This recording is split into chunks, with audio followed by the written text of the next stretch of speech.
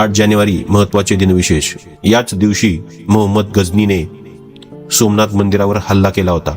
पूर्ण माहितीसाठी व्हिडिओ शेवटपर्यंत नक्की पहा। सोमनाथ मंदिरावर आक्रमण 8 जानेवारी 1026 ही तारीख आधुनिक इतिहासकारांनी जुन्या वर्णनांचा म्हणजेच हिजरी, पंचांग आणि ऋतू यांचा अभ्यास करून आजच्या ग्रेगोरियन कॅलेंडरमध्ये रूपांतरित केलेली आहे। आक्रमणाची तारीख: गझनीने जानेवारी 1026च्या सुरुवातीला मंदिराला वेढा घातला होता।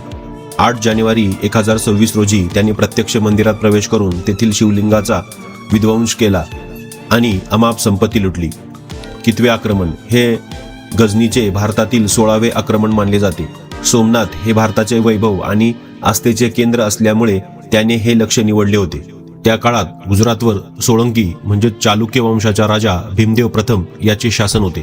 सैन्याने आणि स्थानिक नागरिकांनी या आक्रमणाचा निकराचा प्रतिकार केला, परंतु गझनीच्या मोठ्या लष्करी बळापुढे त्यांचा निभाव लागला नाही।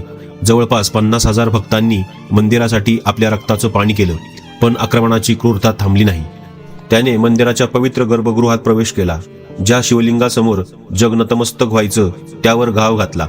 वैभव लुटलं गेलं, मंदिर उद्ध्वस्त झालं, आसमंत भक्तांच्या आक्रोशाने सुन्न झाले। धार्मिक महत्त्व: सोमनाथ मंदिर हे 12 ज्योतिर्लिंगांपैकी पहिले ज्योतिर्लिंग आहे। 8 जानेवारीच्या त्या घटनेत मंदिराचे प्रचंड नुकसान झाले आणि ऐतिहासिक वास्तू उद्ध्वस्त करण्यात आले। पुनरुत्थान: विध्वंसानंतर राजा भीमदेव आणि माळव्याचे राजा भोज यांनी मंदिराचा पुन्हा जीर्णोद्धार केला।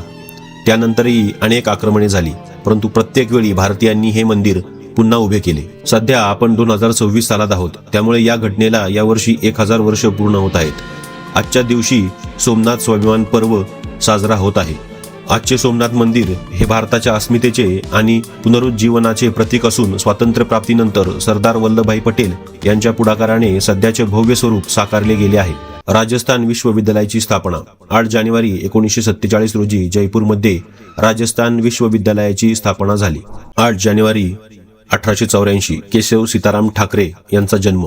थोर समाजसुधारक, लेखक आणि प्रबोधनकार म्हणून ओळखले जाणारे केशव सीताराम ठाकरे उर्फ प्रबोधनकार ठाकरे यांनी समाज प्रबोधनासाठी आणि अनिष्ट रूढींविरुद्ध आयुष्यभर लढा दिला।